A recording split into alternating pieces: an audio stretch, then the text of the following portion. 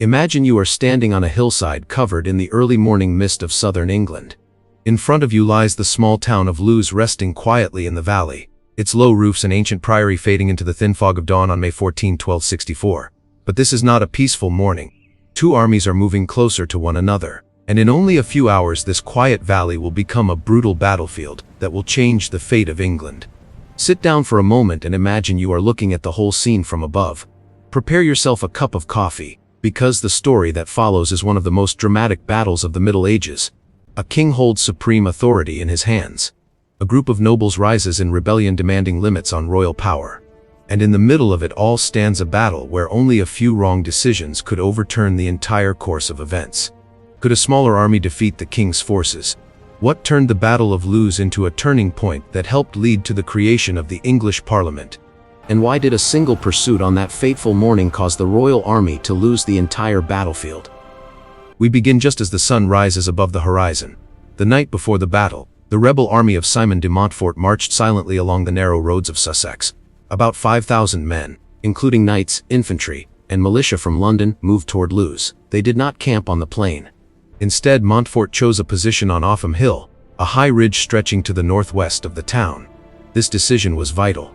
From the top of the hill the entire Lewes Valley lay exposed below. Any army attempting to attack would have to climb the slope.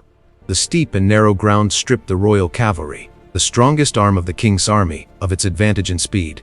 Meanwhile in the valley below, the army of King Henry I was camped around the town of Lewes and the priory of St. Pancras. The royal force was significantly larger, around 8,000 to 10,000 men. The royal army was divided into three main divisions.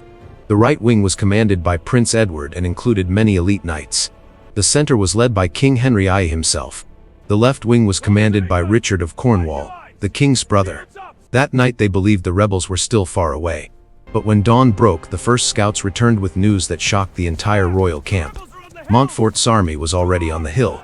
Not only that, they were forming their battle lines. On the slopes of Offham Hill, Montfort quickly divided his army into four divisions. The right wing was placed under the command of his son Henry de Montfort. The left wing was commanded by Gilbert de Clare, the Earl of Gloucester. The center was led by Montfort himself. A fourth smaller reserve force was positioned behind them to fill any gaps if the line broke. But Montfort did something else before the battle began. He ordered his entire army to wear a white cross on their armor and cloaks. This allowed soldiers to recognize each other during the chaos of combat. At the same time he understood a simple truth. His army was smaller, less disciplined, and many of his men were militia. The only way to win was to attack first from the high ground. Around mid-morning the rebel army began to move. Blocks of infantry and knights descended the slope in tight formation toward Lewes. Banners bearing the symbol of the cross fluttered in the morning wind. From the valley below the royal army quickly formed up. Prince Edward noticed something that filled him with anger. The rebel left wing contained many London militia, men who had often opposed the crown. Edward immediately made a decision that would later become the great strategic mistake of the battle. He ordered the royal cavalry to launch a direct charge. War horns echoed across the field. Hundreds of royal knights lowered their lances and drove their horses up the slope. The heavily armored war horses began to accelerate, their iron hooves pounding the ground with a thunderous sound. The rebel left wing, made up of the London militia, saw this and immediately fell into disorder. They had never faced a full charge by heavy cavalry. Moments later their formation shattered. Edward's cavalry smashed into them like a massive spear. Men fell, shields broke, spears snapped. The London militia panicked and fled the battlefield. Edward did not stop. He ordered the pursuit. Hundreds of royal knights chased the fleeing men away from the field of Lewes, without realizing that behind them the real battle was only beginning. At the center of the battlefield, Simon de Montfort saw this from a distance. The strongest cavalry wing of the royal army had just pulled itself out of the battle. He immediately understood that the moment had come. Montfort turned to his knights and ordered them to attack the king's center before Prince Edward could return. A fierce battle was about to erupt beneath the walls of Lewes Priory. At that moment the fate of all England depended on the next few hours of fighting. As Prince Edward's cavalry raced away in pursuit of the London militia and disappeared from the eastern side of the battlefield, the situation at Lewes changed instantly. Simon de Montfort saw the enormous gap that had opened in the royal formation. The king's strongest wing, his elite cavalry force, had left the battlefield. That meant the center under King Henry I and the division of Richard of Cornwall now had to face the remaining rebel army alone. Montfort did not hesitate. He ordered the entire army to accelerate down the slope. From Offham Hill, the rebel infantry and knights began pouring into the valley. Their formation remained tight, shields locked together and spears pointed forward. This was not a chaotic charge. Montfort forced his army to advance in solid blocks like a moving wall. Below in the valley, the army of King Henry had just managed to form its lines again. The royal center gathered around the king with royal knights and professional infantry. The royal banner with 3 golden lions flew above them. To their left, the forces of Richard of Cornwall were also advancing. But their greatest problem was the ground. The rebels were descending from higher ground. Each step of their advance was supported by the slope, while the royal army had to hold their position at the bottom. The collision came in the fields north of Lewes.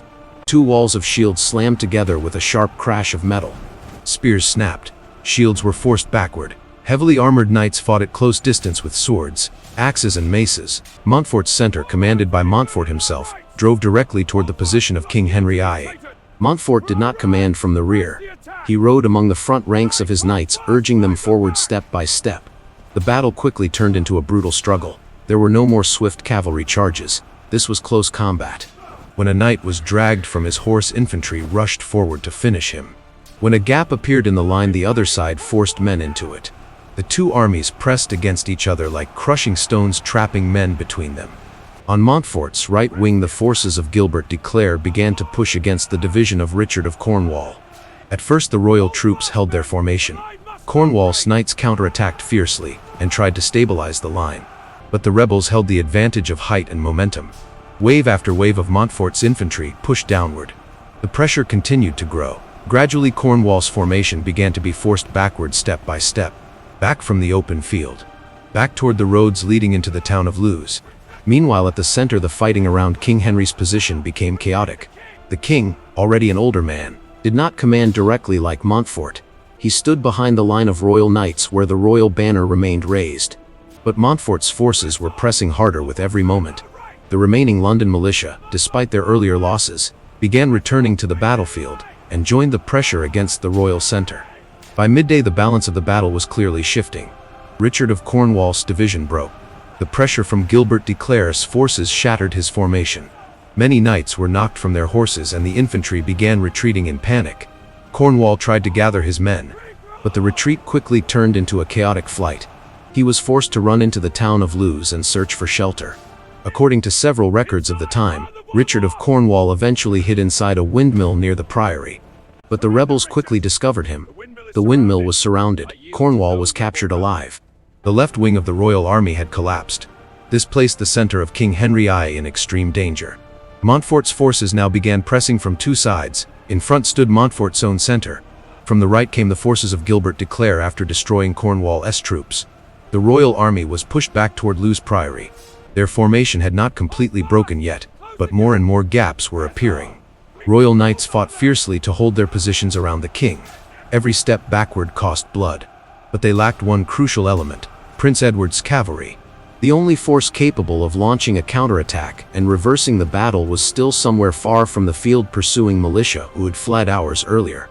Meanwhile, at Lewes, the rebels were slowly closing their ring around the king. The battle was entering its decisive phase. As the sun climbed higher over Lewes, the battle had already lasted for many hours. Dust, clashing steel, and the shouts of soldiers merged into a chaotic roar that filled the entire valley. At the center of the battlefield, King Henry's army was being pushed step by step toward Lewes Priory. Royal knights continued to fight desperately to maintain their formation. They formed a protective ring around the royal banner, where the king stood among his guards. But the situation was rapidly worsening. The division of Richard of Cornwall had been completely destroyed. Cornwall had been captured. Most of his soldiers had either fled or were being chased through the town.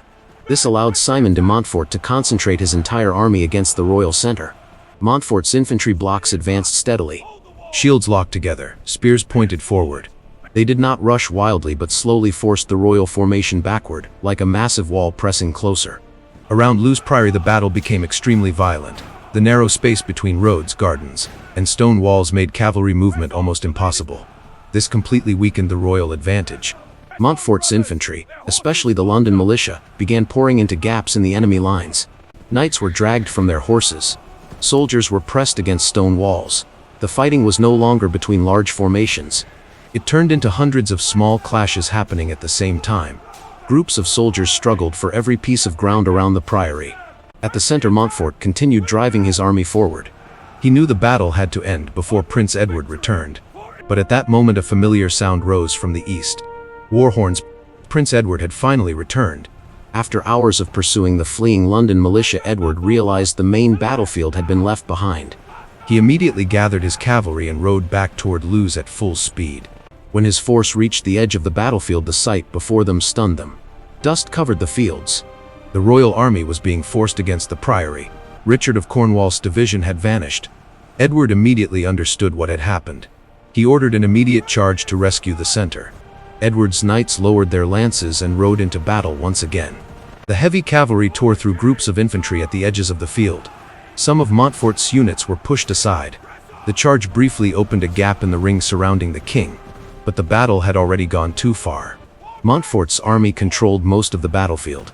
The forces of Gilbert de Clare quickly moved to block Edward's cavalry. The narrow roads around Lewes prevented the cavalry from forming a large unified charge. Instead, they were broken into scattered fighting groups. Edward fought fiercely to reach his father's position, but Montfort's infantry formations repeatedly closed in front of him.